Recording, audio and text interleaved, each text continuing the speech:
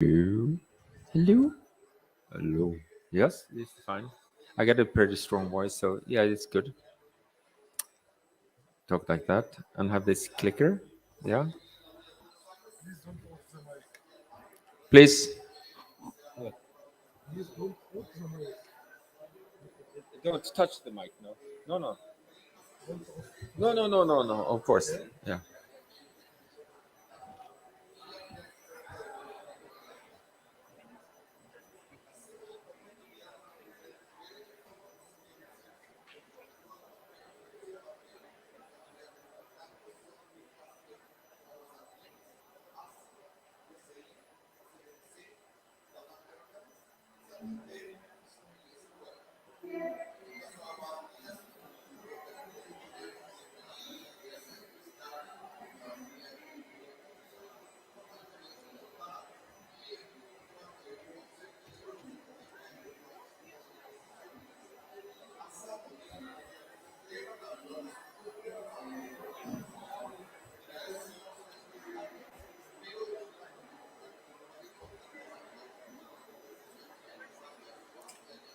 Okay, everyone. I'm very glad to be invited here to the Cryosphere Pavilion at COP27 in the Sinai Desert.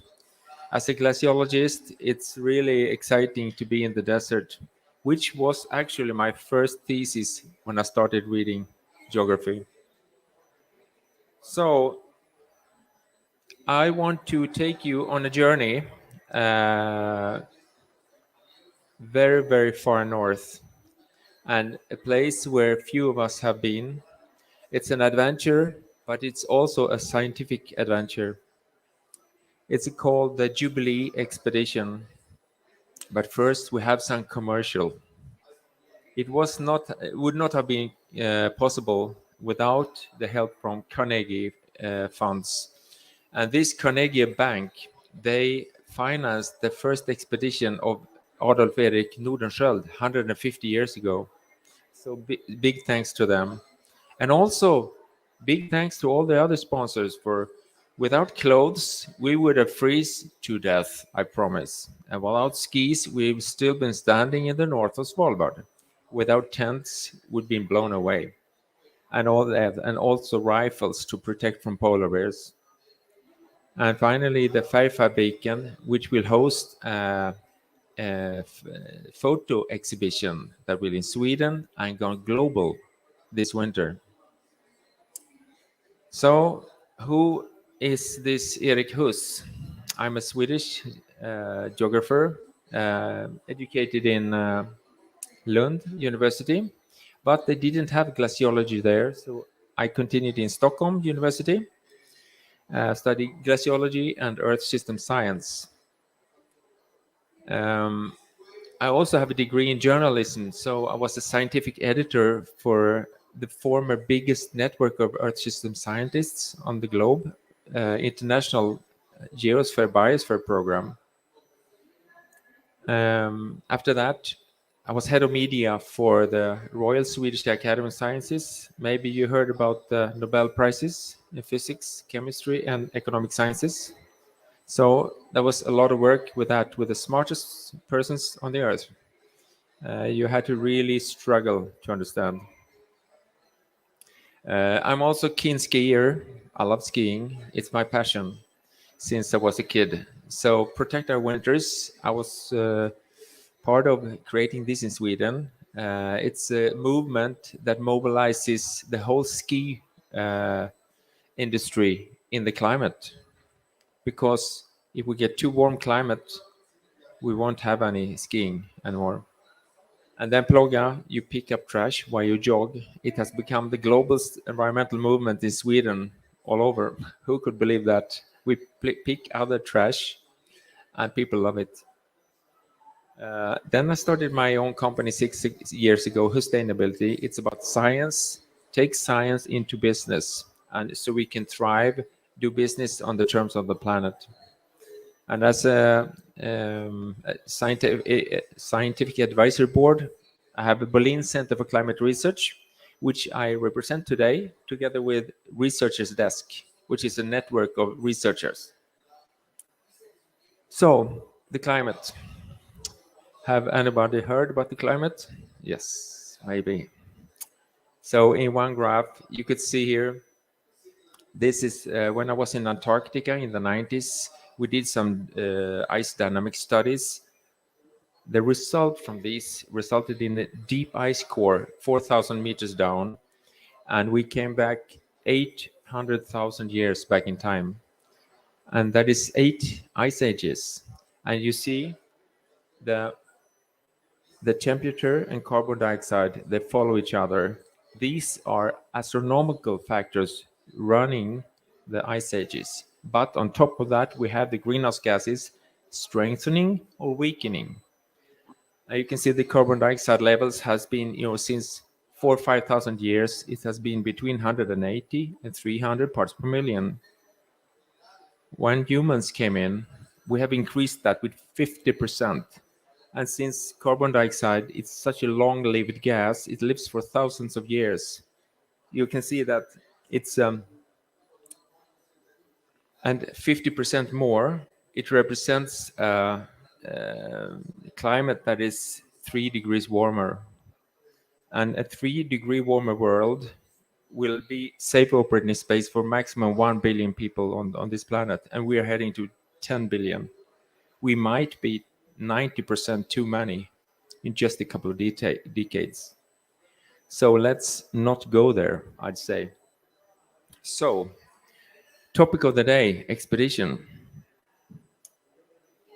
I borrow a map from Adolf Fredrik Nordenskiöld. He drew this map 150 years ago. I found it in an old library. And this is how it looks. Very powerful, polar explorer, honor and bravery, like it was at that time. They went on this ship, Polheim, from Scandinavia up to reach the North Pole, but it was too much ice at that time. Too much ice, so you see, it's a little from they started from Longyearbyen up to this little Mossel Bay in 1872, exactly 150 years old years ago, and trying to reach, but they were stuck in the ice for 2 years. So they took their skis and sledges and worked over the Hinlopen Strait to the east, over to Northeastland, Nordaustlandet, as they say in Norway. And they skied. It took months.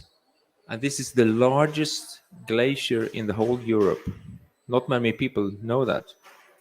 And we were planned to recreate this and see what has happened with the ice on the sea and in the mountains in 150 years to celebrate his bravery by the Jubilee expedition. So, where is Svalbard? Well, it's a little. Svalbard is actually an archipelago. Depending, it's the biggest island is Spitsbergen, and it's right between northern tip of Norway and North Pole. So it's pretty far north, you could say. But global warming. You heard about that.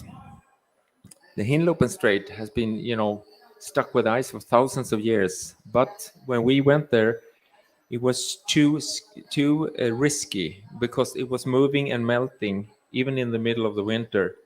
So we had to change route, and we could not start from the Mossel Bay and go over the strait. So we had to take help from ski mobiles up to the starting point. So it took a whole day, 300 kilometers on a ski-doo, and 5 minutes before we reached our goal, I recognized that they had hand warmers in the handlebars. I didn't know. My hands were freezing. Stupid me. Well, this is how it can look. It is enormous ice fields. 95% of Svalbard is covered with ice, thousands of meters thick. And it's really, really, really beautiful when it's nice weather. Now, with so much more heat in the atmosphere, you have so much more moist and so much more bad weather. So normally May is like this. but we had maybe 3 days like this for a whole month. So route change number 2. We came up to the Polheim station where Nordenskjöld was situated for 2 years. That was the sea ice, and when there's sea ice, there are seals, and you know what eat seals? The biggest predator on this planet, the polar bear. And the polar bear doesn't fear anything. And it comes slowly, and the last 50 meters, it rushes in seconds. And you are just a piece of smorgasbord, as we say in Sweden. So it was really bad weather coming for 1 week. So the guide said we had to go around the corner, a peninsula, and then back again. But he's been working a lot in Svalbard. He said, no way I'm going in this bad weather. This is heaven for polar bears. We won't see it. We will only see the 2 black dots of the ice when it's too late. And if you shoot a polar bear, you have to go to the police in prison immediately because they are endangered species. So you do not want to encounter polar bear. So we had to change the route, go south. But before we did, we actually looked at the shore. We found plastics in the northern part of Svalbard. We found this. It's not an animal. It's actually an old pine tree from Canada. And we made some dating. It's over 5,000 years old. So halfway through the Holocene, this. And this is our guide. He's not that old, a bit younger. Really tough guy, Christer Jonsson. He knew weapons from he's brought up in the northern Sweden. So he took care of us. And he's standing right in front of the little cabin from Nordenskjöld. But we went south. But first day we went up on the glaciers, we thought, oh, normally on the summit of the glaciers, there's normally stable, this high pressure. But we had snowstorm for 4 days, minus 30 degrees, and storm winds. So it's chill factor of between 40 and 50 degrees minus. So when you went out to do your thing, number 2, in 30 seconds, your hands were totally frozen. So we had to be really creative not to freeze delicate parts of your body. So it was a challenge, really challenging start of this expedition. But finally, it cleared up and we had to move because we didn't have enough food to stay for too long. So we started to move with the GPS and altitude meters and watch out for crevasses. So you had to walk and you hear the sound when you come to a crevasse. And finally, there are 2 things I've been working as a glaciologist since the beginning of the 90s, and 2 things I've never seen in my life. First, we came around the corner down a glacier, down to a really big glacier, down to the Hinlopensträten, and there was supposed to be a lake, but there was no lake. We could just see a collapsed glacier. It was half a kilometer long, and the blocks were maybe 20 meters high. So probably there's been a called Jökulaup. It's a kind of ice-dammed lake that just collapsed because of the rapid melting. So and asked the glaciologist at Svalbard, nobody had ever seen this before. So this happened probably just before we came. The other thing was really sad. We actually had a silent minute, because I've seen retreating glaciers all over the world. But it's not a retreating glacier. It's a non-extinct glacier. The glacier is totally gone. And this is up in the Arctic, where it's supposed to be cold. So you can just see the lateral moraines, the terminal moraine, encompassing the area that once was a glacier. It's completely extinct. And that was really sad. I was actually crying when I saw this. I'd never seen it before. Then route change number 3. We're supposed to go down to Longyearbyen, all the way down.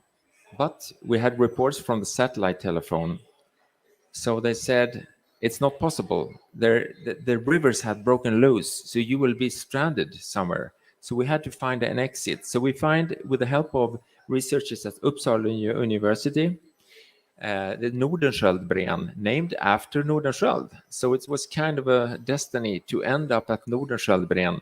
And while we were exiting that way down to the sea ice, there was a big flood, and suddenly there was a kind of Jökull above us. So we had to throw ourselves up on the side. I didn't have time to take a photo by then, but all this was covered with flushing cold ice water.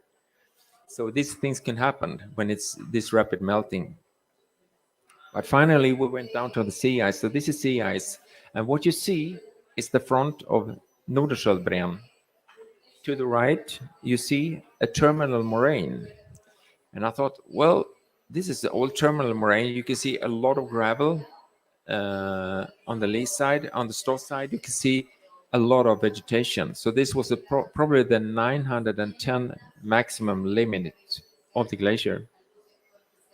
And we see from above, you can see that the glacier has retreated 3 kilometers. One of the biggest glaciers in Sweden, Storglaciären, that's the whole length of this glacier that this has retreated. And this is one of the most stable glaciers on Svalbard.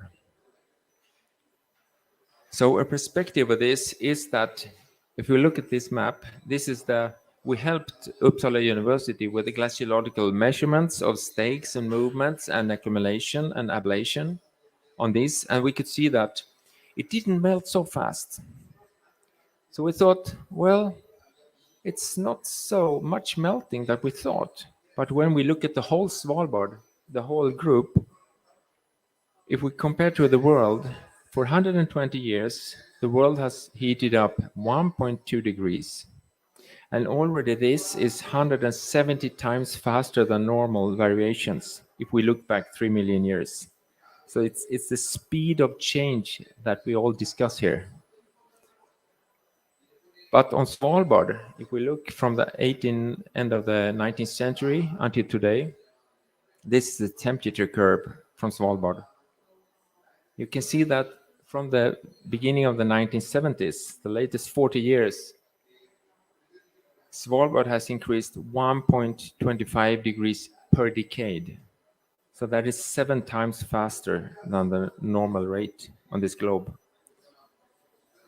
So when I figured all this out, I realized we must act. So what does the oil companies do?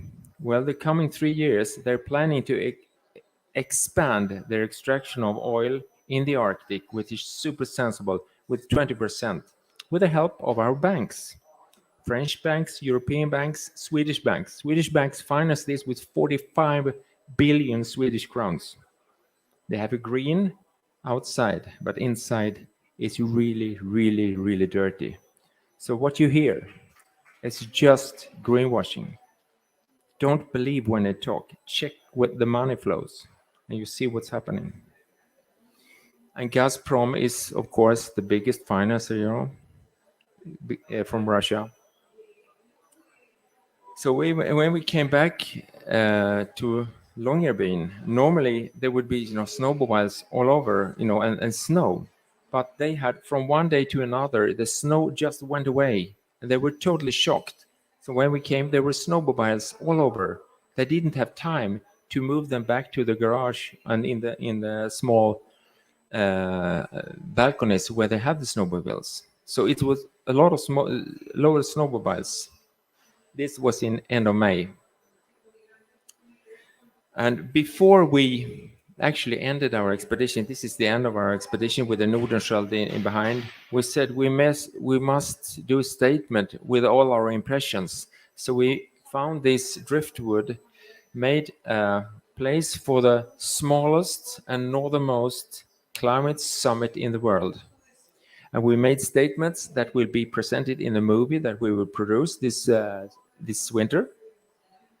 And it was a lot of things said, but what came to my mind is that, okay, don't leave any trash and take only photographs, but we can leave a positive footprint. And how do you leave a positive footprint? Where you talk about it, you learn, you discuss with people that maybe are not glaciologists what is happening and how fast it's happening. And this is the filmmaker. He's worked with David Attenborough, so he's pretty skilled. I promise, really skilled. Avi Rabelista. He's Philippine, half Dutch. He was sitting there, and we were discussing. So, what is Svalbard? Svalbard is actually the canary bird of the globe, because of what happens at Svalbard. If we know more what happens there, we know what will happen to the planet sooner or later if we don't act. So we have a perfect help. Number 4, right when we were going to be picked up at Cape Ekholm, the sea ice was just gone. In 2 days, the whole fjord was gone. So we had to jump inland and to get picked up. Luckily, we had this marine radio, so the guide could call a cruise ship. They could get us up, and on the cruise ship, there were beers and barbecue on the deck, and we had eaten this dry food for a month. That was marvelous. So this is the last picture of the expedition, and I just want to thank you for all your attention. And this was very short, so maybe you have some anything questions about blisters or glaciers or anything. The mood. This is your opportunity. I think that was very cool. Sorry, that was very cool. Oh, thanks. I think you might have mentioned this, but I did not quite catch it. How long was the trip in terms of distance and days? Yeah, it was about 30 days, and yeah, 300 kilometers. So it's not very much, maybe 10 kilometers a day. But we had a small skis and a park that was 80 kilos behind us. So you think that it must be easy some way, but when it's flat, it's pretty heavy because all the sastrugi is like sand dunes, but it's snow. When it's down, the park reaches you and tries to kill you. So we had to steer them like, wild sled dogs. And when we go up, yeah, you can just imagine the gravity makes you want to, yeah. So it was a struggle, but 10 kilometers per day, that was pretty heavy.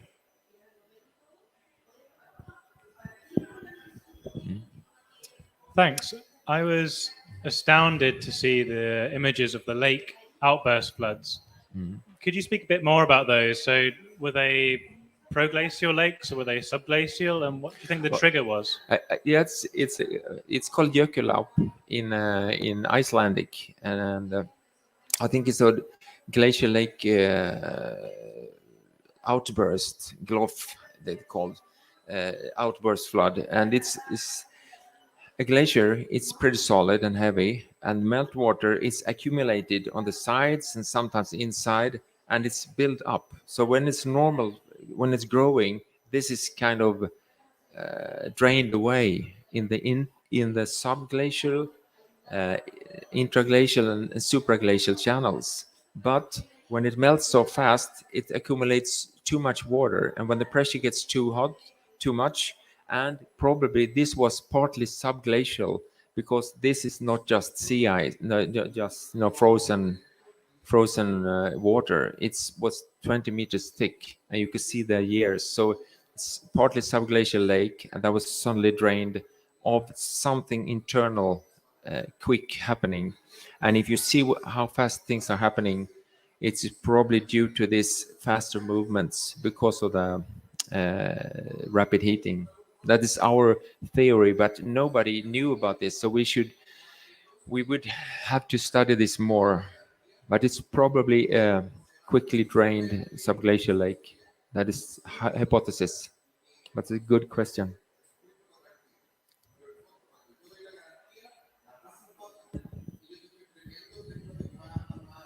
Hi, thank you. Yeah, that was very interesting.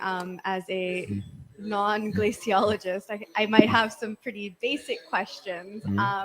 But you had mentioned that you guys came across a glacier that was, I guess, no longer a glacier because it was not moving anymore. Yeah. I didn't catch if that was something that you had just kind of discovered, and if so, how do you measure that or tell that it has stopped?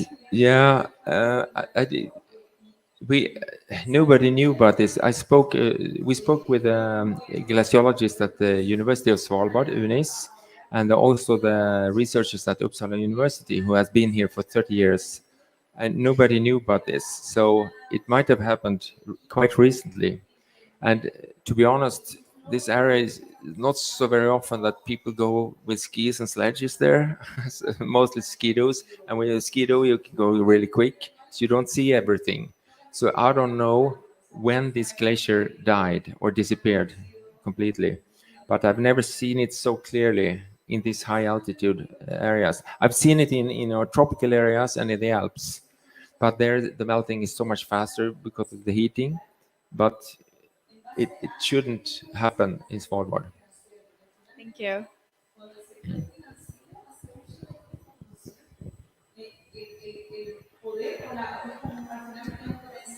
Thanks. I'll just answer a quick follow-up question to that first question I asked, which do you think there was a surge in the glacier because of this lake drainage?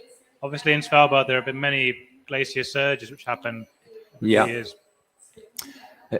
Really good question. There are certain glaciers, and the certain glacier can be of many reasons because there are ice dynamics that are, this basal shear stress that it really affects the whole glacier. But they have seen more and more glaciers that are surging. So we were warned by two glaciologists that don't go on these glaciers because they move like 100 times faster than normal. And then you create crevasses in a couple of hours. A crevasse can open and then close. And that is really dangerous. So, and normal surge is when something happens to a glacier that affects the flow. Sometimes it can be really, really big accumulation that gets pressure, or it can be really rapid melting so that you have a lot of, it's like lubricates the glacier from below, so the gravity makes the ice flow much faster. So a hypothesis is that it's much more melting. And they had rain in the middle of the winter. They had rain in Svalbard, and it's supposed to be like 30 below. So probably because of rapid melting. It's not a, I think it's a good guess so far, because all of these surging glaciers. And we got this information 2 days before we went up, so we were quite lucky about that. So we had to change route actually 6 times because of these rapid changes. I can actually see that my dear colleague Susanna Hancock from Maine, she's here in the audience. So we shared a lot together. She knows a lot about me.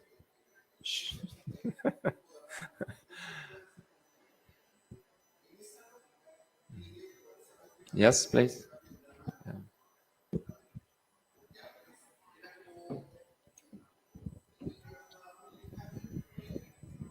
So you mentioned that Swedish banks would also fund this, and different banks. Do you have in mind any website or platform where we could check that? Like where? Oh yeah, go into fairfinanceguide.com. You have all the information, and those are finance guys. They know all about banking, so they know how to check behind the nice facade. So everything is there, Fair Finance Guide International or Fair Finance Guide for Sweden. And then you just show it to your bank, and then you ask, so what's your plan? Why do you talk sustainability when you do this? Those hands should talk to each other. They have bipolarity, I think. But good question. Fair Finance Guide.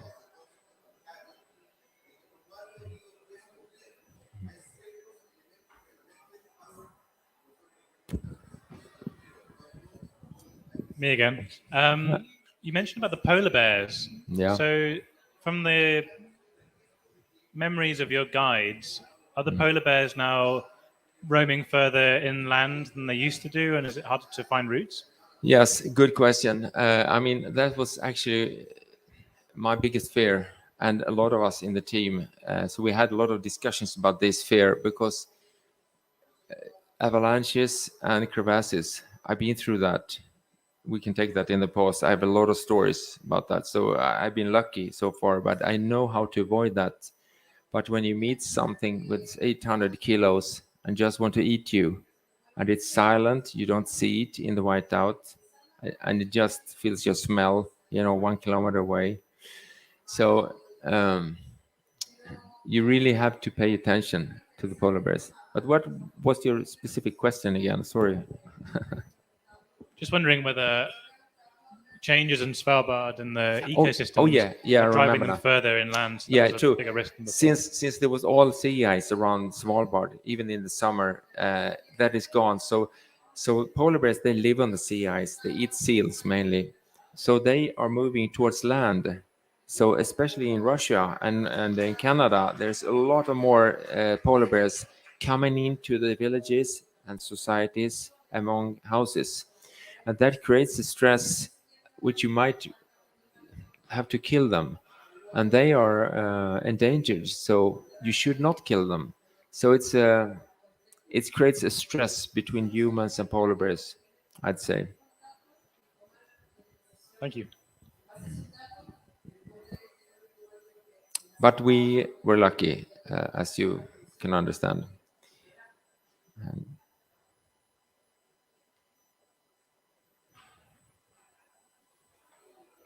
Yeah, the active listener, I like that. I saw that you had collected some radar data potentially on the final glacier. What Yeah. are your plans now to do with this data, and what will you do with it? We sent the data to the Uppsala University, and they will continue for this monitoring and scientific research on this specific glacier to follow up. For this expedition, we're actually done here. So now we have to collect all data and all impressions to do the film, to do the book, and so now we had to reach out not to other scientists because they know, but to the public and to the companies, to politicians, to really show. So the movie will not be a lot of graphs and numbers. It will be about feelings. So this Awi Rablista, he was filming, when you didn't know. And then so to catch the feelings of what happens when you experience this beauty and the horror of what's happening. So it was really, really difficult to capture these two feelings together. So sometimes it was really hard. And so we're just humans. I mean, some of us were scientists, but we're also humans. We just react when we see stuff, things we love. When that disappears, what happens? It's sorrow. But don't let it stop there. We want the sorrow to become action. So what I would like, if I can say something to you, is that embrace the sorrow, embrace the really tough feelings, but change them into power and action, because every one of us counts. Because sometimes people come to me and say, what does it matter if I do something? Then you can just reply, tell that to Greta Thunberg. That one person cannot change. She's a small girl, double diagnosis with autism. I've met her several times, and her father as well. She has big trouble with herself, but she's brilliant and she's stubborn. So don't give up. Just go there. Be activist, but you don't have to destroy things to be an activist. Just be active and be activist and change wherever you can do. Whatever you can do makes a difference, and then the snowballs will start rolling. And the glaciers might grow again. That's my wish. If I can make one wish, we would all benefit from that.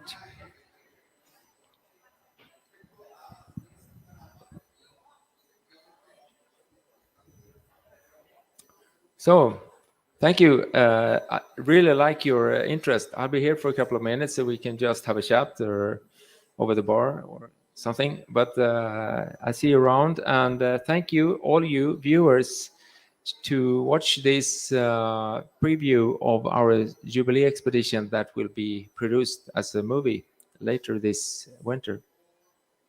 Bye bye.